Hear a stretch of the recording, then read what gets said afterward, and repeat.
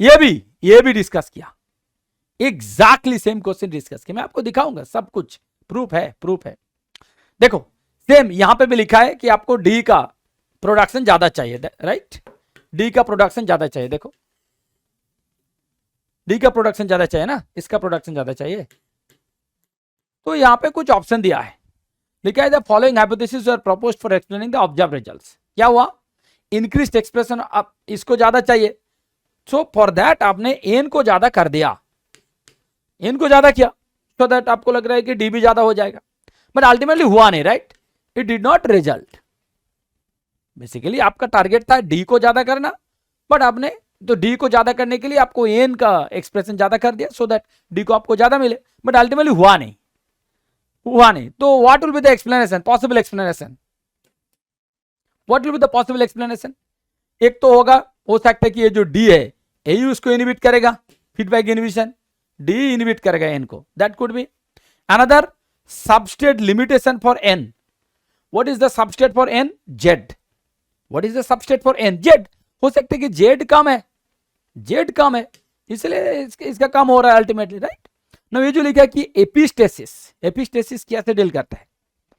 देखो मैंने यहां पे लिखा एपिस्टेसिस जो है that describes genetic masking, it has nothing to do with metabolic flux. मतलब ये जो कहां पे किसका ज्यादा होगा किसका कम होगा, मेटाबॉलिक फ्लक्स लिमिटेशन में एपिस्टेसिस का कोई रोल ही नहीं है, it has genetic masking thing, ठीक है। So this will not be relevant, and feedback inhibition of M by E, this has nothing to do with expression of D कम हो रहे हैं because of higher level of N. Now exactly same question मैंने class में discuss किया, look at this, if you can read you will come to know, exactly same thing यहाँ पे discuss किया। देखो figure depicts the hypothetical scheme for synthesizing a target plants A, B, C are the precursor of this, where D is your target product, E is a byproduct. The key enzymes of the path are indicated to enhance the level of product D. To enhance मतलब D का level आप ज्यादा करना चाहते हो, following strategies are tested. Same जो option वहां पे दिया है क्वेश्चन में, सेम ऑप्शन यहां पर भी था।